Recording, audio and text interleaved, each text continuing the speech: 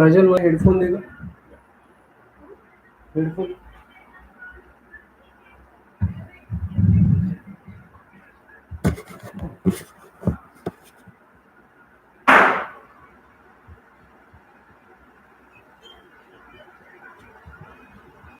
Hello hello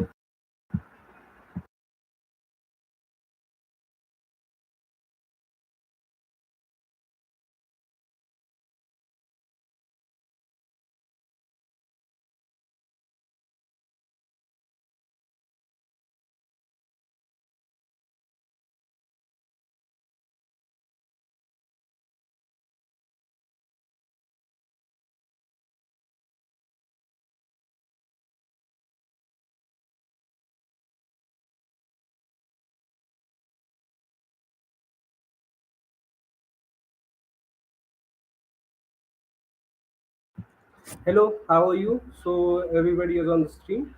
Today we will learn what is prompt engineering. How can we do prompt engineering? Easy way. Thank you. Anyone is joining? I didn't see anyone joining, but let's say this whole episode will be live.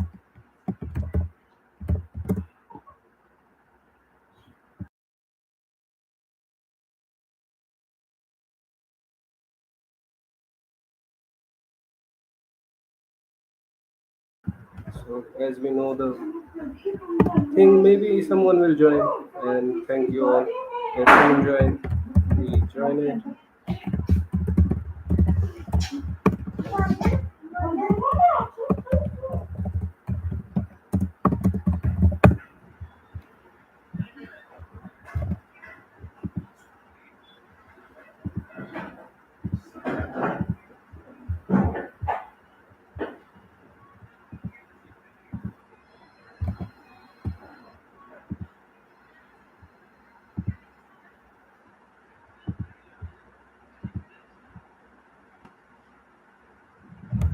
Okay, so we are sharing this prompt engineering video. And what is prompt engineering? How can we do the prompt engineering in our case? How can we transform our career from a functional guy or a person who is doing accounting and stuff, and let's say someone in healthcare or someone, and they want to enter into the engineering section of mainly in software engineering, mainly into data analytics and these kind of stuff. So you can enter that through this important discussion. So I'll share this prompt engineering paper with you.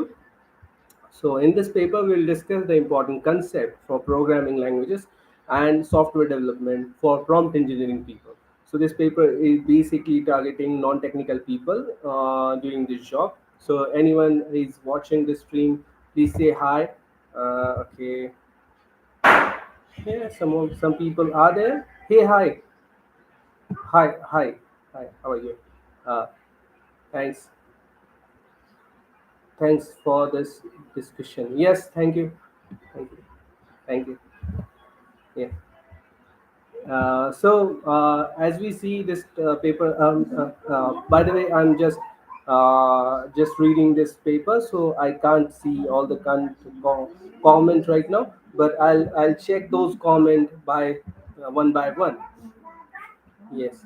So we are just starting the stream. Okay. So in this paper, we'll discuss what's the cheat sheet for doing this programming. Before even doing programming through prompt engineering, you should know some concept of engineering. So we'll discuss those in this detail. So first is the CRUD pattern. So what we call as a CRUD pattern: create, read, update, and delete. So in this CRUD pattern, uh, when we are doing, let's say we are doing any kind of stuff into the databases, we are to use this CRUD pattern. So in a normal case, when you're doing some software, so mostly non-technical people doesn't know that how the software are done, and software is never done by one people. It is at least there are three people working for making any software. Even you're doing AI help, then still you need three different people who are good in AI, good in making things stuff, or you need three different agents to do stuff. First is the front end of a software, the thing you see. Right now, you're seeing this Word document or the stream. This is your front end. It's what you see. There is a design element in it, and that design element have to be done by some person deliberately so that the humans are enabled to go through this one by one. As you see, the YouTube is very good having UI UX in YouTube. So you can scroll and you can come up with this stream very easily in YouTube. There are other platforms also, but they are not useful as YouTube are. So what is the difference between YouTube and those platforms? Maybe the back-end technology is same, but the front end of YouTube is much more faster and responsive to at least every device on the planet can be customized for YouTube, because YouTube is so much standard in case of front end. So front end is very basic and important aspect of a software engineering.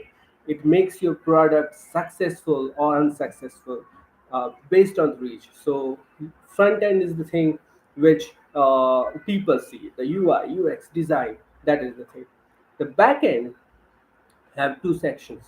So some companies use backend and treat them as a middleware and backend. Right now, we just talk about the backend. Backend is where our data is stored and processed. So what it means stored? Store means you save the records, you read the records, you update the records, you delete the records. That happens in backend and not in the front end. The front end is only the UI UX thing. So when you click a button, let's say I click a button here. So when you click the button, that signals the backend to do something. That something is already planned in backend, but that backend is there, and it's working for us for making these background stuff for us. So why these three things are different? And I'll give you the most important reason why these are different. Because when you are making a software, your client may or may not have the best machine in the world. They may have a mobile phone, they may have a laptop which is running on some very small processors, maybe a Raspberry Pi or something. So the client device cannot handle the back end and the server and all the stuff. So you throw them a front end file, which is a React based file, so that file will just stay there, and that file has a very small amount of processing need, and that need is fulfilled by the client device, and that is the reason we made this front end and back end thing. The back end is handled by a powerful server.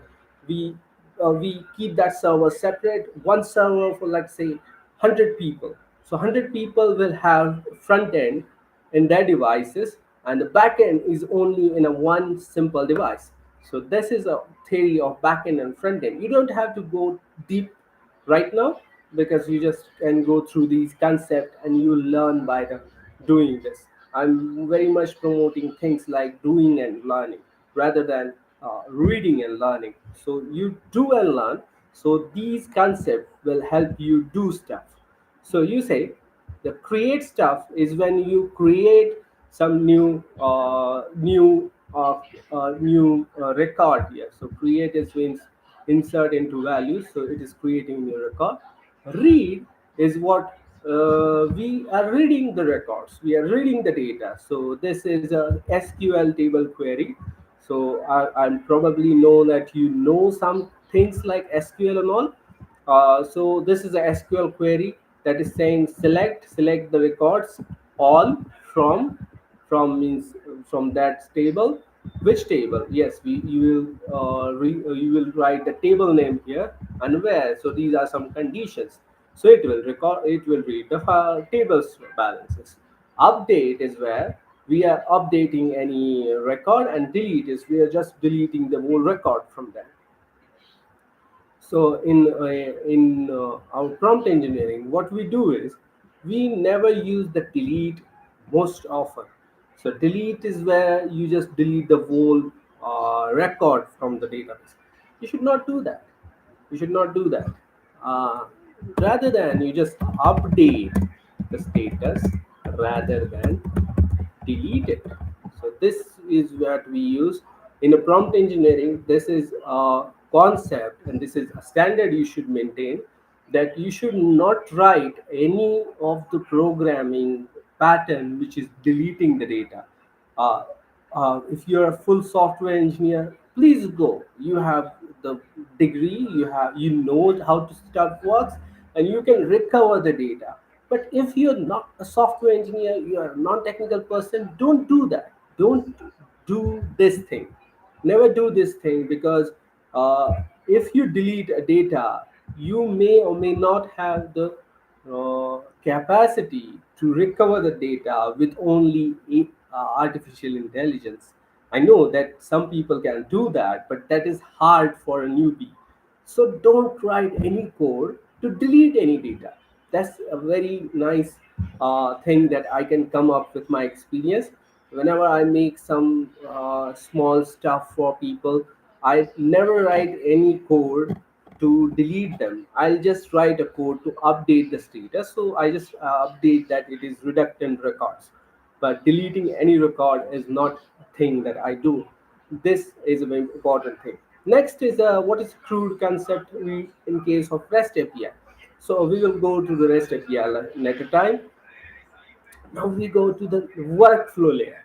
So whenever you're working in a prompt engineering way, you have to know some. You have to go with some framework, and the framework should not be the engineering framework, but a framework used in the normal business. So, in an engineering framework, that is very deep rooted, and maybe it will taken care by AI. So why we should go so deep in engineering framework? We'll use this framework. This is a workflow layer.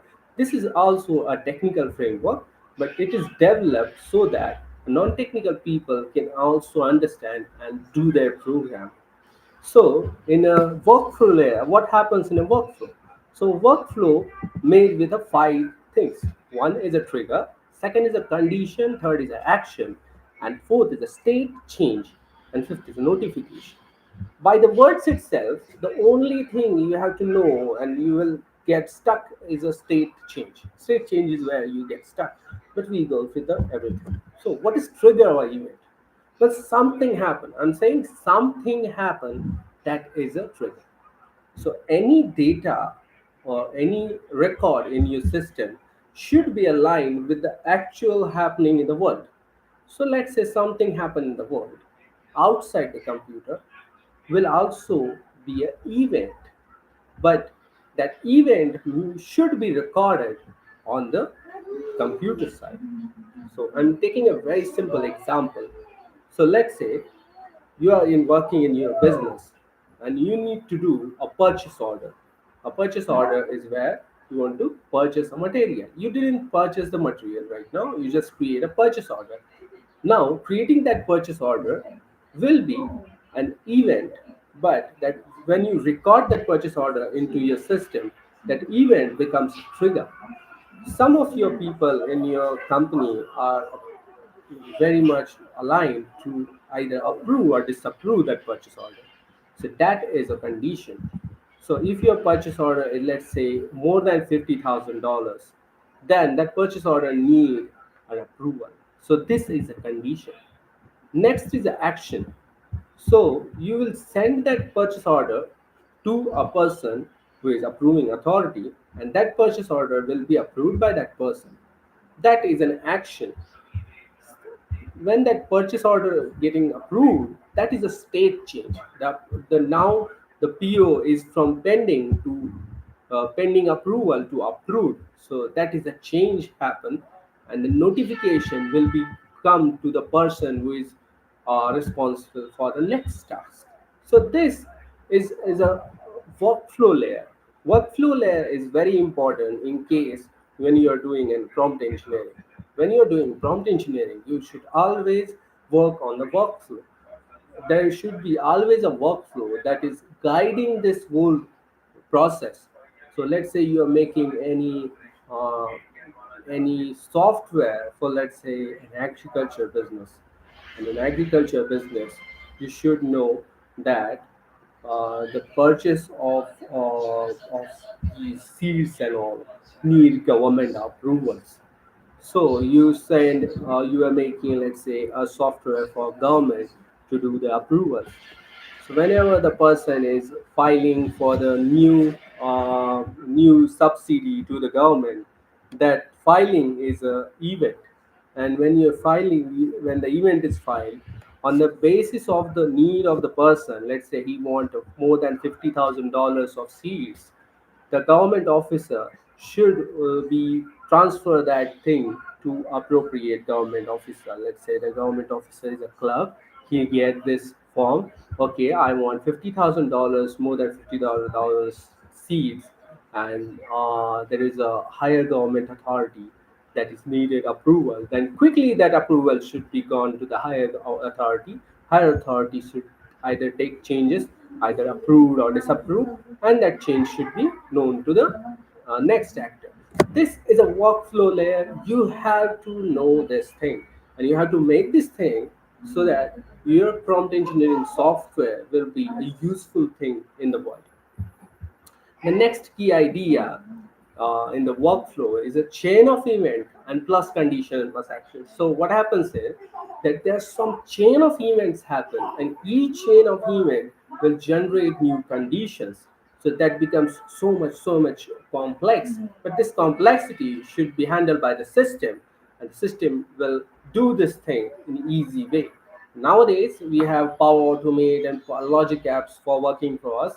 So Microsoft had these no-code, low-code systems. In my opinion, these systems are much good in making approvals or workflows. You can do the same things with React, SQL, and all these things. But what happens in React and SQL that you have to make the front end and the back end and the middleware, all three. You have to develop all three in together. But in the case of Power Automate, you have to do just Power Automate, and the front end will be happen to be a Power App, or you can use your own front end React. So that workflow thing is a very important and easy thing that will be happen.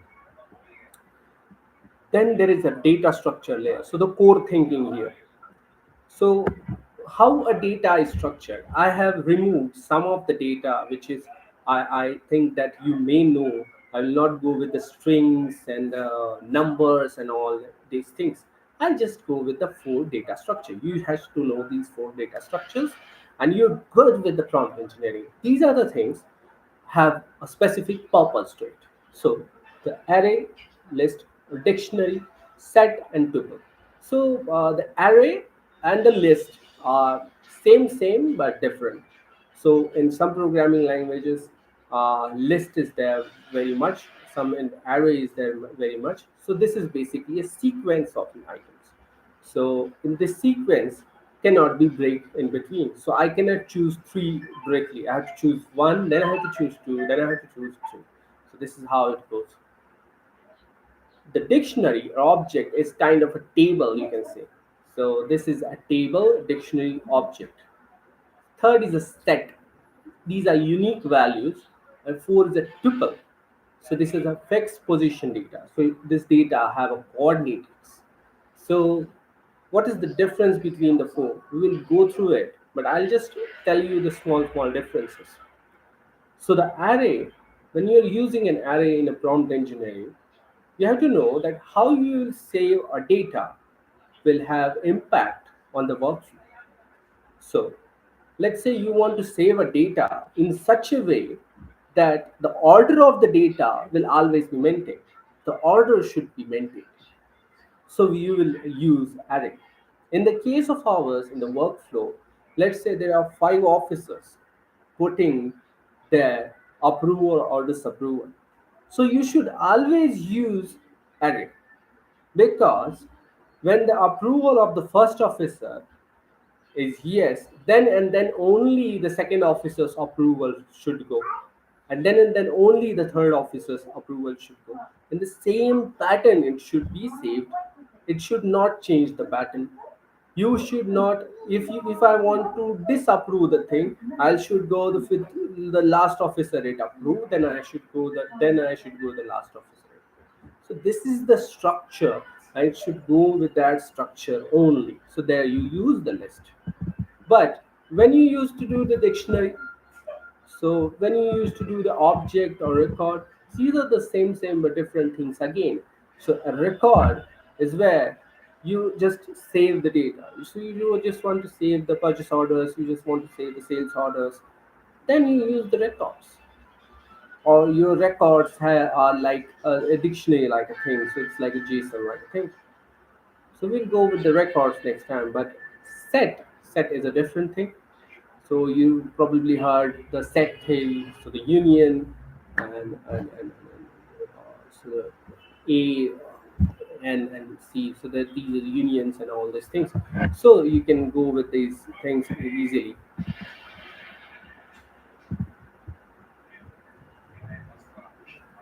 So there is a also a transaction layer. A transaction layer is a real world processing of what happens in the ERPs and CRMs and all. So there are first of all a header, then is a line, and then is a posting routine. So what happens in the transaction layer? So when everywhere you go and you go to the transaction, let's say you do a sales invoice. Sales invoice has two layers. One is a header and one is a line. So what happens in the header? Header you have sales invoice number, customer name, or anything in between that you will have in a header. In lines, we have items, which items we are selling to them. So header is just a one line thing, or where there is columns and all. But lines have multiple lines in it. So header and line, these two different things are going in the to make a same document. This is a very crucial and very misunderstood concept in a non-technical background people. So they're stuck here. What happens in the coding terms is you create a header and then you post the lines based on that headers, and then you update the balance. So this whole structure goes for every new record, and this handling is very much uh, difficult. So you should know this thing before you do the prompt engineering. If you just go and do the do the AI stuff, and it will just uh, uh, move you like you will find yourself moving around what your goal is, but you will not reach your goal until you know there is difficulties there. So then there is a security session on layer. So in a security session, there are four things: auth N, auth Z, session, and audit trail. So the audit trail is what you're very familiar with. If you're a business guy, you know some there's an audit trail, what happens last time with this document and all.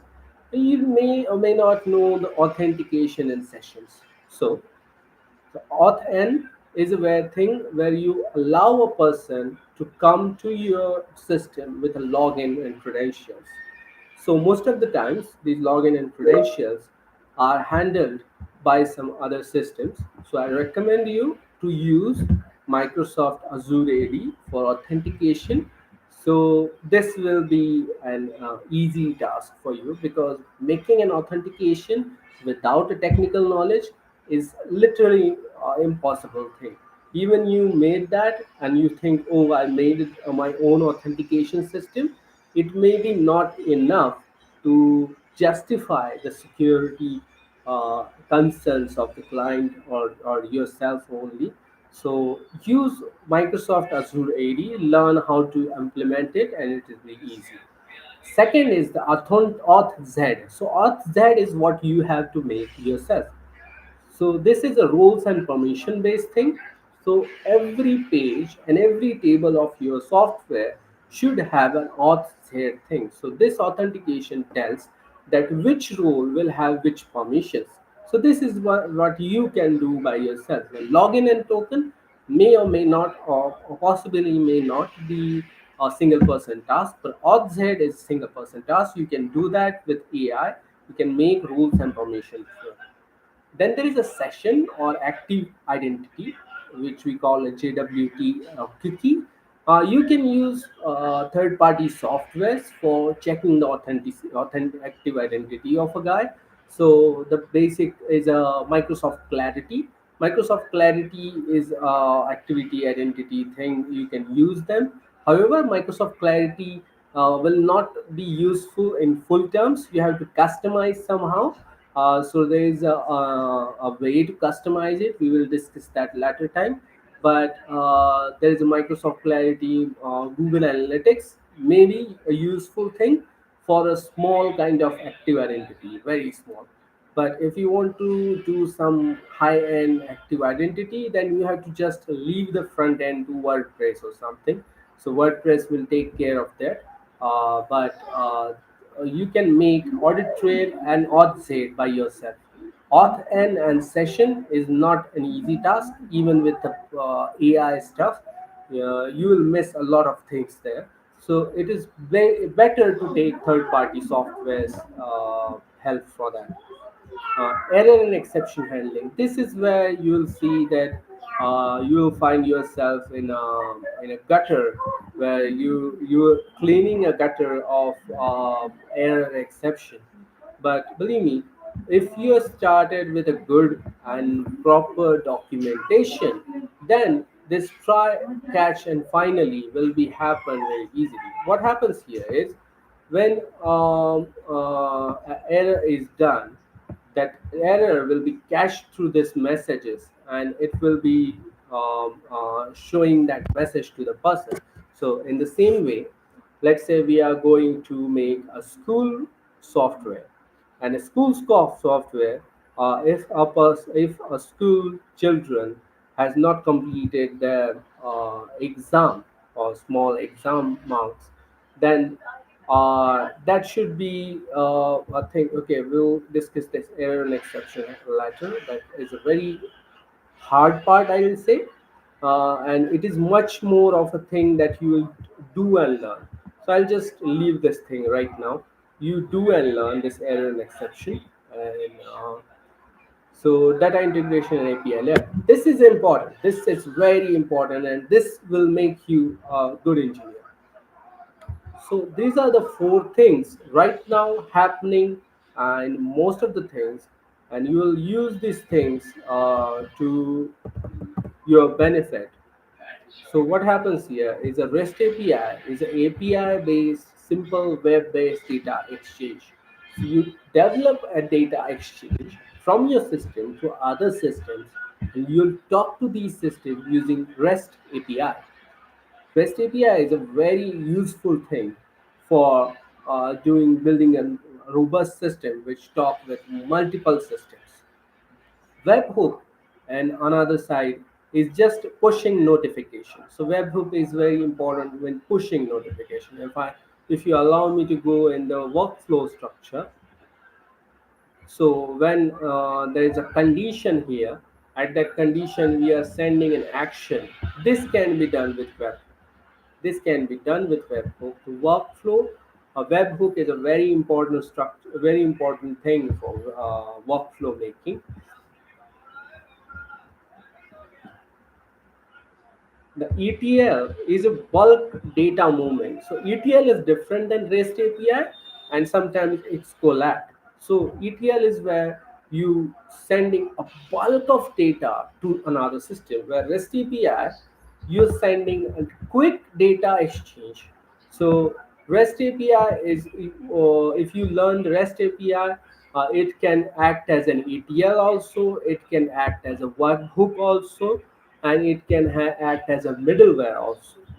But a webhook is a for small and short push notification, very easy, and webhook works on static pages also.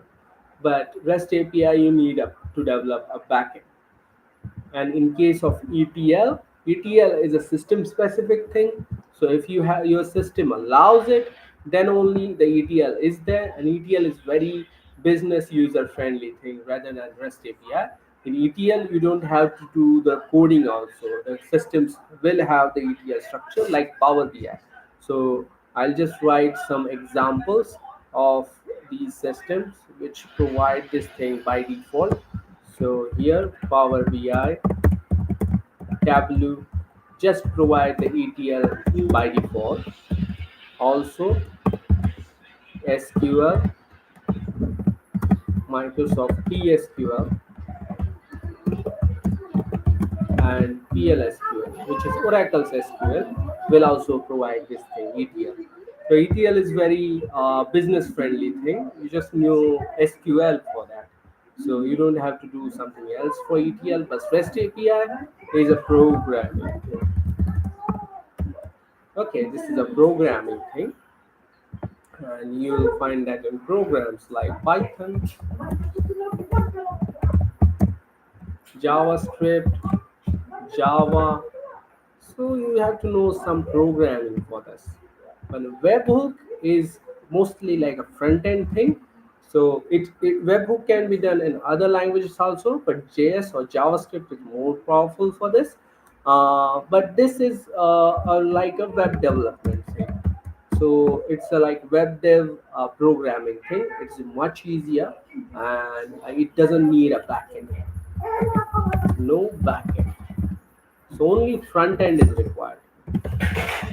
So this is a good thing, but you cannot say send more data. Data limit is there, and there is a data limit webhook. Middleware is like building a whole system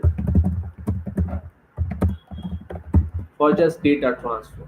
So for gluing another system, you just build another one system. Or let's say you're gluing Microsoft CRM, you're gluing Oracle's NetSuite, you're gluing, let's say, SAP. So to glue all these systems, you make another system. It is middleware. So middleware is for engineering people, it's another concept. For business people, you can think middleware is making like another system, but you don't have to do the middleware. What I prefer to do is what I prefer to do for non-tech guys. You guys should do more things preferred. So my preference for this will be this webhook is very much important. You should learn, and this ETL. You should learn these two things first. Then it will be easy for you to go for REST API. But if you go to REST API at the start using just AI, what happens is you have to learn this thing, error exception handling. This error exception handling will be not a part of ETL. ETL is very straightforward thing. It is either given or not given. So you don't have to do the error handling in ETL. Middleware is a total like making a new system. So forget about this. Webhook is a very important thing. You have to learn this thing, and ETL you have to learn this thing. First go with this, and when you are confident, then you can go with the REST API and do this thing, try, catch, and finally. Another part, webhook is literally free. ETL, it's not literally free. You have to buy sometimes a system to do this thing. So you have to buy the Power BI license or SQL, or you have to pay for the resources. Let's say for the PLSQL and TSQL, sometimes are free. Some of their layers are free with the limitations, and the limitations are also very much having space in it. But you have to learn, you have to do spend the time in it, and it's not good to spend time always. So webhook you have to learn, no limits, easy peasy. You can go and you can send the data, and maybe in the front, in the upcoming years, webhook will evolve to a much more capacity that may be important for you, and webhook is highly needed for workflow. So you have to work on webhook too much, man, too much. You have to work on webhook too much, and you have to know how webhook works. So this thing, next thing is you can take um, help of some engineer, or you can take help of ready-made services online. So this is reduced DB load. So if you take, let's say, Microsoft SQL, Azure SQL, and you can pay that. then that can handle this thing. So you don't have to worry about the reduced DB load. You don't have to worry about speed up workflow. So what happens in the speed up workflow? You can take services like Power Automate and all, so they can speed up your workflow easily because Power Automate handling this workflow.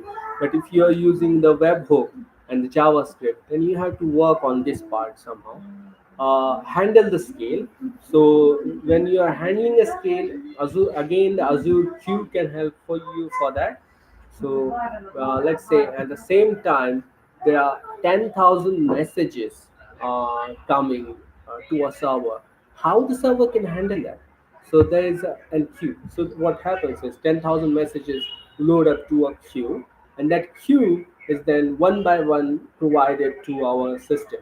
So this is how it will be done. It is so I just take on that you should use Azure queue for that and optimize the APIs. So in optimizing API, what it's saying is when you are asking for data, as I already tell you that this ETL has really no data limit that how much data you'll ask for. But these things, other things, I'm not talking about this middleware. I'm talking about this webhook and REST API have some limits. So webhook has very small data you can send. REST API you can send a large data, but there is a problem.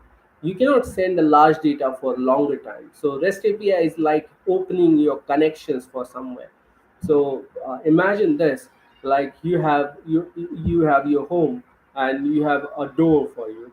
So when you open a door, there can be multiple people can come and out from the door, but there is a limit for how much people can come and out at the same time.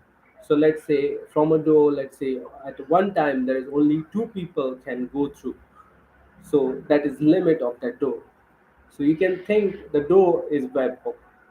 So only two people can go and one person can go. That is a webhook. Let's say you open a garage door. So garage doors are big. Take that as a REST API. And when you say the ETL, you're just lifting the whole home, let people in, and then closing the home. That is the difference between the two. So when you are sending, let's say, when you are saying that optimize API, here I'm telling that optimizing that garage door, that how much cars can come and cars can go. So at the same time, uh, let's say I want 10 lakh records from another system. So if I ask, okay, hey system, give me 10 lakh records, that system will send 10 lakh records, but I should have a proper logistic here to place the records. So let's say at the time, my capacity to place the records is 10,000 records only. So I will ask that system, okay, give me 10 lakh records in a batch of 10,000 of a delay of let's say 0.05 seconds. So after every 0.05 seconds, a system in front of me will send 10,000 records until the 10 lakh records or whatever my record limit or record requirement is not completed. So the first system from the front will send 10,000 records. I'll place that 10,000 records in my system. I'll give them a number or something to each record. I should give a unique number to it, and then the numbering is done. I'll ask the next 10,000 records. So this is how this whole thing will go and on. So this is what we can call an optimizing API. Then there's the testing layer. So this is very important. So I should tell you that even you do something with AI, what things is way harder and what things are way easier to you. So we'll just go again to the system. What things are way easier to you? So creating new data is easy. Reading data is easy. Updating data is easy for you. Deleting a data, very hard. Don't try. When you are doing the REST API, okay, I'll just go through this workflow. Workflow. There is no. question it is easy or not. This is your work. This is your work. You have to learn it.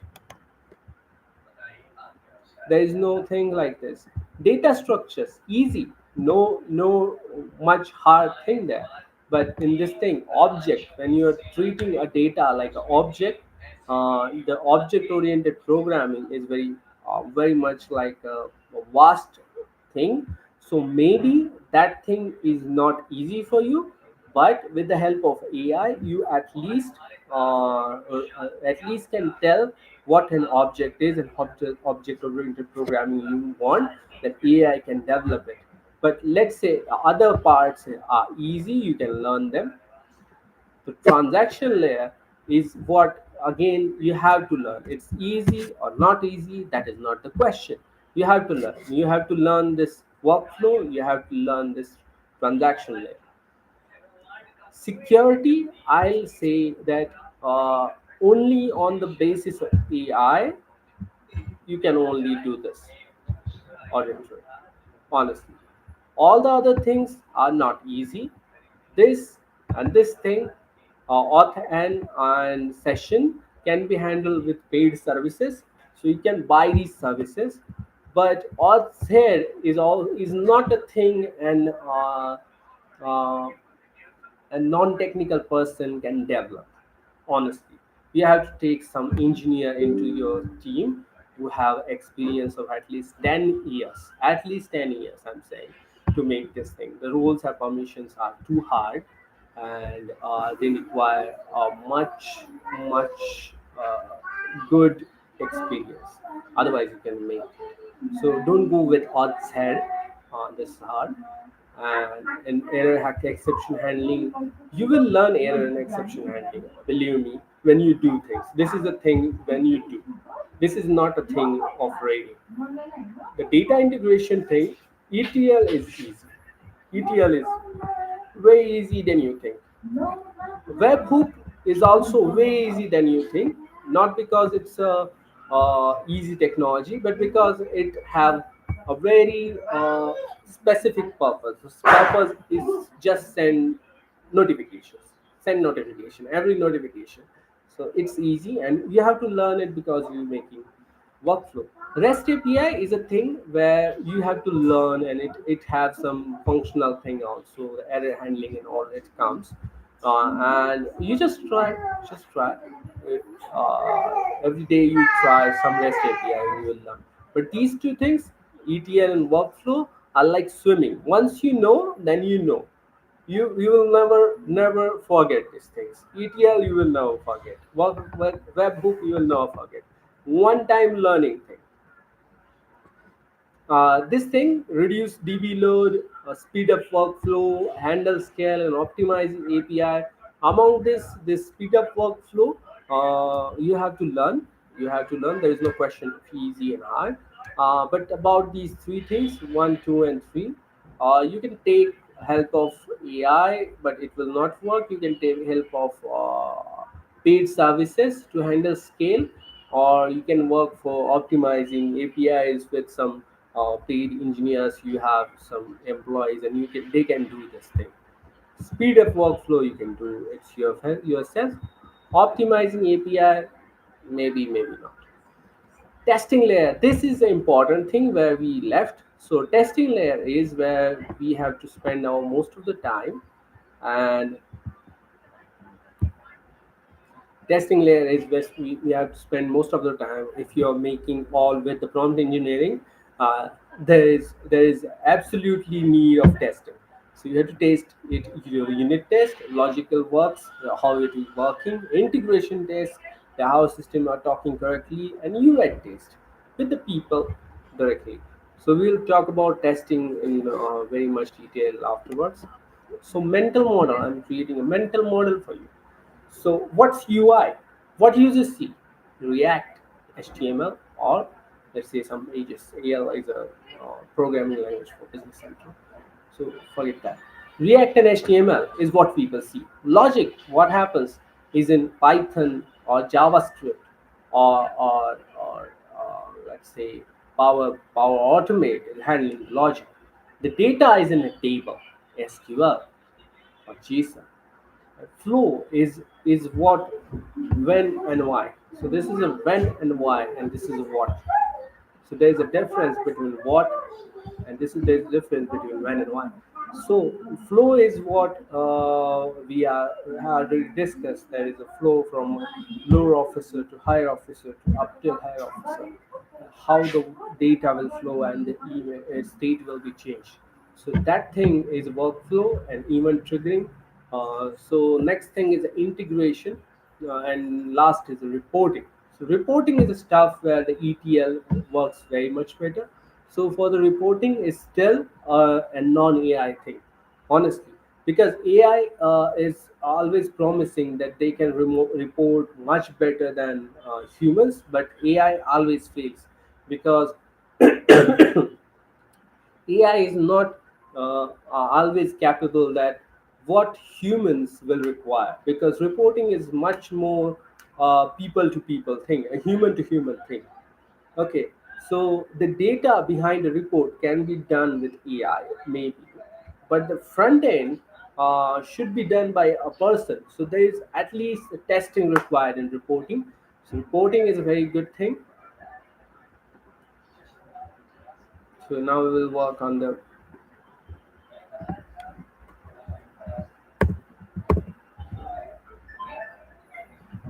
so in the CRUD.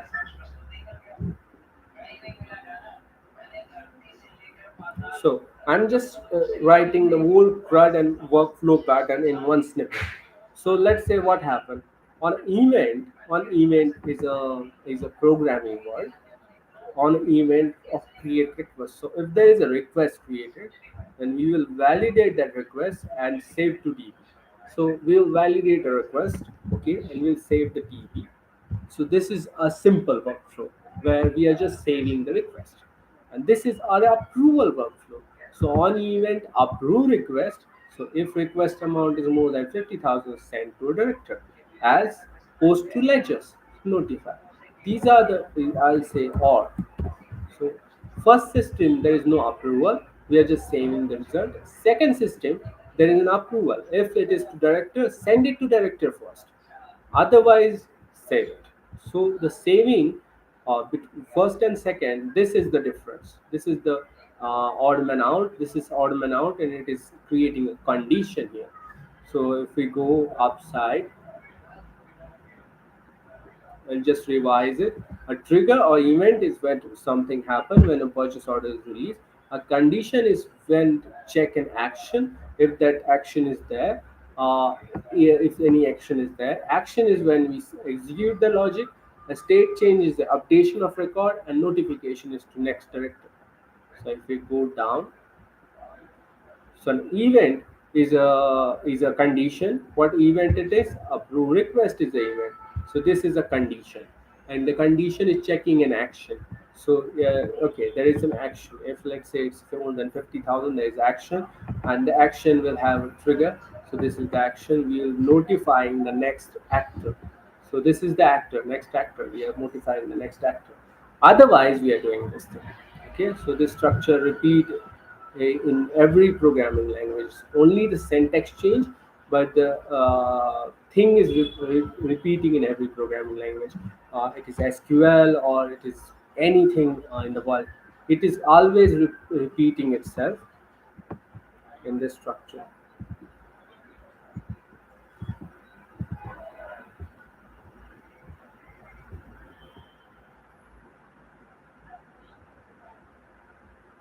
Thank you all to join my this live session, and thank you for your time being here. And yes, I'm reading some comments here. Hey, Sushmita. Sushmita. Hi, Sushmita. Thank you. Thank you. Yes, welcome. Uh, yes, yes, yes, we are doing this. Yes. Thank you. Thank you to all. What happens if the JavaScript is not working properly because, okay, okay, I understand. Okay, Sushmita is asking. If we don't know JavaScript, how can we develop that through AI? So the AI systems are much more developed by the data on the things like GitHub or something. So on these systems, these AI systems are trained. So when you are using AI, it will generate a good amount of code, and you need to do the unit testing on all these stuff that will go through next part. Today I'm not going to that part. You see that 1 hour has been gone through my life and yours also, but maybe that is helping us. So the UI part, you can see this UI part is here, logic part is here, flow part is here. So all these parts, we are sorry, the unit test and the integration test and UAT test. So these three tests are there to check your code is right or wrong, and you can tell the AI that, oh, my code is right wrong. Yeah. You should use, you can use Cursor AI, you can use Copilot.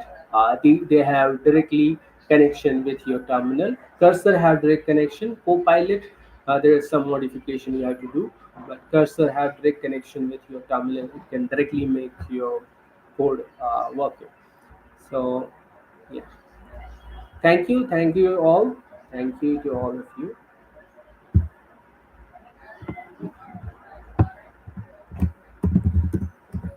If you have any question,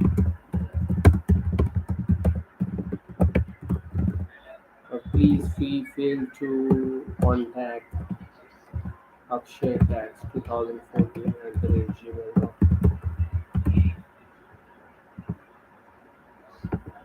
Thank you.